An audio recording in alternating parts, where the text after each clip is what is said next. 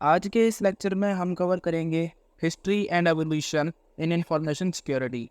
शुरू से लेकर आज तक इंफॉर्मेशन सिक्योरिटी के फील्ड में जो जो एवोल्यूशन होती आई है उस सब को हम इस लेक्चर में कवर करेंगे।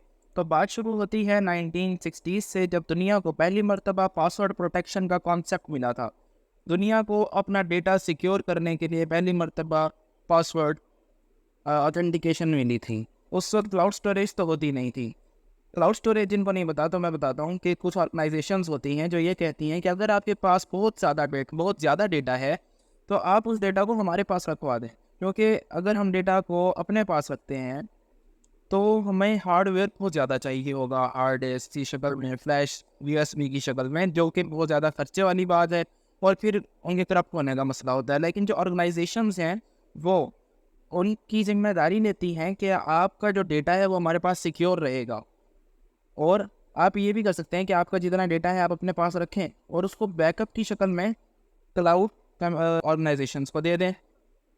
फायर सिक्योरिटी मेजर्स क्या हैं? दरअसल क्योंकि IT सेंटर्स में, डेटा सेंटर्स में बहुत ज़्यादा डेटा स्टोर होता है, तो वहाँ पर डेटा के साथ कोई भी रिस्क नहीं लिया जा सकता। इसलिए फायर सेफ्टी मेजर्स में हमारे फायर डिटेक्शन सिस्टम आते हैं, सप्रेशन सिस्टम आते हैं, प्रॉपर इलेक्ट्रिकल मेंटेनेंस आती है, कूलिंग सिस्टम्स वगैरह आते हैं कि किसी तरह भी धुआं ना उठे, IT सेंटर्स में आग ना लग जाए। तो इन सारे खतरों से बचने के लिए हम फायर सेफ्टी मेजर्स लेते थे।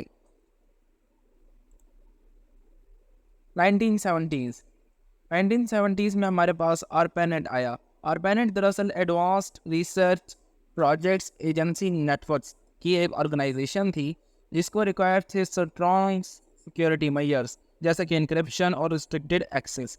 इसका काम तजर्बात करना था क्योंकि नया नया नेटवर्क आया था। इसके अंदर एक साइंटिस्ट काम करता था, बॉब थॉमस, जिसने नेटवर्क का पहला वायरस बनाया था, पहला वॉल बनाया था, पहला बग बनाया था, जो ARPANET के नेटवर्क के अंदर ट्रैवल करता था और जिस जिस कंप्यूटर में जाता था वहाँ पर लिखा आता था I am creeper, catch me if you can. तो इस प्रॉब्लम को एक और साइंटिस्ट टॉम रे लिंसन ने 1972 में पर्सनली ले लिया। उसने कहा अच्छा बेटा तू क्रीपर है तो फिर मैं रीपर हूँ। क्रीपर दरअसल फैलने वाली बेल को कहते हैं और रीपर कहते हैं काटने वाले को। मैसेज लिखा आता था I am creeper, catch me if you can. Tom रे लिंसन ने रीपर नाम का एक सॉफ्टवेयर बनाया जो नेटवर्क में फैलता था और जहाँ जहाँ क्रीपर के निशान देखता था उनको मिटाता जाता था और इसी तरह क्रीपर को ही नेटवर्क से ख़त्म कर देता था। दरअसल ये सॉफ्टवेयर दुनिया का पहला एंटीवायरस था जो टॉम रे लिंसन ने 1972 में बनाया था। 1960 और 1970s को हम अर्ली बिगिनिंग्स कहते हैं। इसके बाद 1980s से हमारा राइज ऑफ कंप्यूटर सिक्योरिटी का दौर शुरू होता है, जहाँ पर कंप्यूटर सिक्योरिटी में काफ़ी बड़े बड़े एवोल्यूशंस आना शुरू हुए। कंप्यूटर सिक्योरिटी तेज़ी से इवॉल्व करने लगी। 1980s के अंदर हमारा जो फोकस था, जो ऑर्गेनाइजेशंस का फोकस था, वो टोटली चेंज हो गया। जहाँ पर पहले फिजिकल सिक्योरिटी को ज़्यादा अहमियत दी जाती थी, पासवर्ड प्रोटेक्शन को ज़्यादा अहमियत दी जाती थी, अब ज़्यादा अहमियत दी जाने लगी कॉन्फिडेंशियलिटी को और इंटेग्रिटी को। तो अब जो पहले फोकस सारा का सारा फिजिकल सिक्योरिटी पर था, अब वो सारा शिफ्ट हो गया कॉन्फिडेंशियलिटी और इंटेग्रिटी पर। यही वो दौर था जब मॉरिस वॉर्न पहला इंटरनेट का अटैक हुआ। दरअसल ये एक एक्सपेरिमेंटल अटैक था जो इंटरनेट पर किया गया था। अब इस अटैक की वजह से रोबस्ट सिक्योरिटी मेजर्स को हाईलाइट किया गया कि रोबस्ट यानी स्ट्रॉन्ग सिक्योरिटी मेजर्स, हमें मतलब इंतहाई ज़बरदस्त सिक्योरिटी मेजर्स की ज़रूरत है।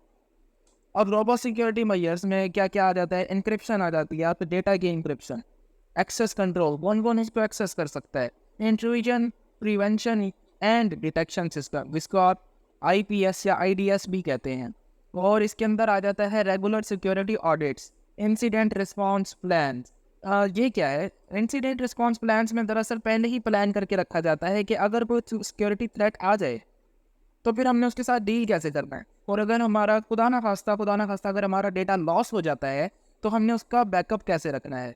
ये सारे प्लान्स जो हैं ये इंसिडेंट रिस्पॉन्स प्लान्स में आते हैं। इसके अलावा एम्प्लॉय ट्रेनिंग कराई जाती है, जब कोई नया एम्प्लॉय आता है तो उसको फिशिंग वगैरह जैसे अटैक्स से बताया जाता है कि तुमने इसके साथ कैसे डील करनी है। उसके बाद आता है नेटवर्क सेगमेंटेशन। अब एक डेटा को छोटे छोटे सेगमेंट्स में बांट कर मुख्तलिफ नेटवर्क में स्प्रेड किया जाता है। उससे ये होता है कि अगर एक नेटवर्क पर अटैक हुआ तो जो एक पीस ऑफ डेटा है वो ही जाएगा, पूरा डेटा नहीं जाएगा। तो दरअसल ये रोबस्ट सिक्योरिटी मेजर्स हैं। तो अगला कॉन्सेप्ट हमारे पास है CIA ट्रायड का, यानी कॉन्फिडेंशियलिटी, इंटेग्रिटी और अवेलेबिलिटी। ये हमने पिछले लेक्चर में भी डिस्कस किए थे। 1990s को कहा जाता है इंटरनेट इरा। 1990s वो दौर था जब दुनिया ने ऑनलाइन आना शुरू कर दिया था, दुनिया ने इंटरनेट को एक्सप्लोर करना शुरू कर दिया था। लेकिन अब जैसे जैसे बढ़ते हुए लोग इंटरनेट पर नज़र आ रहे थे, वैसे ही हमें बढ़ते हुए सिक्योरिटी चैलेंजेस भी नज़र आ रहे थे, मुख्तलिफ अटैक्स नज़र आ रहे थे। तो अब ज़रूरत थी कि हम फायरवॉल्स को डेवलप करें। तो यही वो दौर था जब फायरवॉल्स डेवलप हुई, इंट्रूजन डिटेक्शन सिस्टम्स आए, एंटीवायरस सॉफ्टवेयर्स बहुत ज़्यादा ज़रूरी हो गए, नए नए बनने लगे।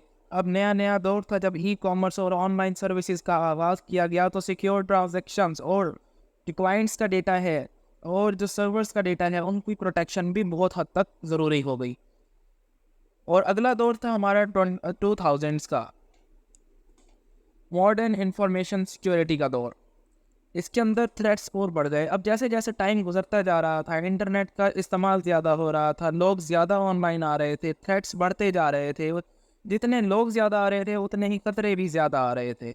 Organisations began to adopt advanced security frameworks and standards. Organisations ने बड़े बड़े इकदाम लेने शुरू कर दिए थे। अब वो देसी काम से हटकर मॉडर्न सेट्स पर शिफ्ट हो रहे थे। इसी के साथ GDPR और HIPAA ने इम्पोर्टेंस ऑफ डेटा प्राइवेसी को हाईलाइट किया। GDPR और HIPAA दरअसल दो रेगुलेशंस थे, दो कवानीन थे। GDPR डेटा प्राइवेसी को हाईलाइट करता था और HIPAA जो है वो दरअसल हेल्थ केयर का एक लॉ था US का, जो डेटा प्राइवेसी को एम्फसाइज करता था। उसके बाद 2010 मॉडर्न इंफॉर्मेशन सिक्योरिटी का ही दौर चल रहा है। क्लाउड कंप्यूटिंग आई इस दौर में। 2010s में हमारे पास क्लाउड कंप्यूटिंग आई। क्लाउड कंप्यूटिंग वही, जैसे मैंने आपको बताया कि ऑर्गेनाइजेशंस कहते हैं कि अगर आपके पास बहुत सारा डेटा है तो आप उसको हमारे पास रखवा दें, इंश्योर कराते हुए कि आपका डेटा हमारे पास सेफ है। मोबाइल सिक्योरिटी में मोबाइल इन्हांसमेंट्स आई। IoT, इंटरनेट ऑफ थिंग्स के जो अटैक थे उनकी जो सरफेस थी वो एक्सपैंड होने लगी। तो यहाँ पर ज़रूरत थी रोबस्ट सिक्योरिटी प्रोटोकॉल्स को और ज़्यादा इन्हेंस करने की। प्रोटोकॉल्स का क्या मतलब है? प्रोटोकॉल्स दरअसल सेट ऑफ इंस्ट्रक्शंस हैं, सेट ऑफ रूल्स हैं दरअसल। तो रोबस्ट सिक्योरिटी मेजर्स यानी जो सिक्योरिटी थी, साइबर सिक्योरिटी, उसके बहुत तगड़े तगड़े रोल्स लेने की, तगड़े कानून बनाने की ज़रूरत थी, उस सिक्योरिटी को इन्हेंस करने की ज़रूरत थी, और हुआ भी। फिर हमारे पास दौर आया 2020s का, जिसको हम कहते हैं मॉडर्न इंफॉर्मेशन सिक्योरिटी। इसके अंदर आर्टिफिशियल इंटेलिजेंस और मशीन लर्निंग जैसे कॉन्सेप्ट्स ने सिक्योरिटी में कदम रखा।